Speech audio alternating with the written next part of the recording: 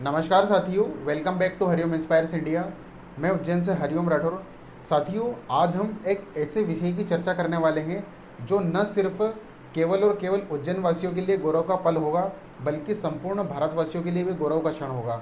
साथियों, हाल ही में उज्जैन में आयोजित Mahakal the master of time एक सम्मेलन का आयोजन किया गया। इस सम्मेलन की खास बात यह रही कि इसमें हमारे जो शिक्षा मंत्री हैं धर्मेंद्र प्रधान जी, उन्होंने इस बात पर जोर दिया, इस ऐतिहासिक पृष्ठभूमि को रखा जिसमें समय के निर्धारण के लिए उज्जैन से गुजरने वाली 0 डिग्री देशांतर रेखा को मानक स्टैंडर्ड रेखा यानी कि पूरे विश्व के अंदर स्टैंडर्ड रेखा के रूप में मान्यता दी जाए, यानी कि समय की गणना उज्जैन के अकॉर्डिंग की जाए। इस बात पर उन्होंने जोर दिया और इसका प्रस्ताव उन्होंने विश्व के समक्ष भी रखा है।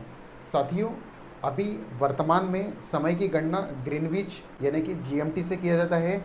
आज हम जिस समय को आधार मानते हैं उस समय का निर्धारण जो है लंदन के ग्रीनविच से तय होता है, यानी कि जीएमटी, ग्रीनविच मीन टाइम। आखिर समय के आधार को जो है लंदन के जो ग्रीनविच है उसी को क्यों तय किया गया? क्या इसके पीछे जो है कोई ऐतिहासिक पृष्ठभूमि है या कोई साइंटिफिक रीज़न है, या फिर अभी जो हाल फिलहाल में जो प्रस्ताव रखा गया है 0 डिग्री देशांतर जो कि उज्जैन से होकर गुजरती है, इसको प्राइम मेरिडियन रेखा जो है इसको बनाने की जो बात कही है, क्या इसके पीछे का ऐतिहासिक पृष्ठभूमि है, क्या इसके पीछे का साइंटिफिक तर्क है? आइए विस्तार से हम समझते हैं इस फैक्ट को। 1 नवंबर 1984 को जो है एक अंतर्राष्ट्रीय सम्मेलन वॉशिंगटन में आयोजित किया गया और इस सम्मेलन में ग्रीनविच को यह तय किया गया कि ग्रीनविच से ही सारा जो समय का निर्धारण है वह किया जाएगा। लेकिन क्या इसके पीछे सत्ता का प्रभाव रहा है या कोई ऐतिहासिक पृष्ठभूमि रही है, या उस समय जो है सत्ता का प्रभाव होते हुए कहीं ना कहीं एक ग्रीनविच को जो है स्टैंडर्ड रेखा के रूप में जो है समय के मानक के रूप में मान्यता प्रदान की गई? सत्ता का प्रभाव कहे या फिर उस समय अपनी सुविधा के अकॉर्डिंग उन्होंने ग्रीनविच को जो है मान्यता प्रदान की। लेकिन उज्जैन का इतिहास जो है वो काफ़ी पुराना रहा है और उज्जैन सदियों से ही कहीं ना कहीं एक अंतरिक्ष विज्ञान और खगोल शास्त्र के लिए अपने आप में जाना जाता है। क्यों? हमारे प्राचीन सूर्य सिद्धांत में उज्जैन को काल गणना के लिए सबसे सटीक एवं विश्वसनीय स्थान माना गया है।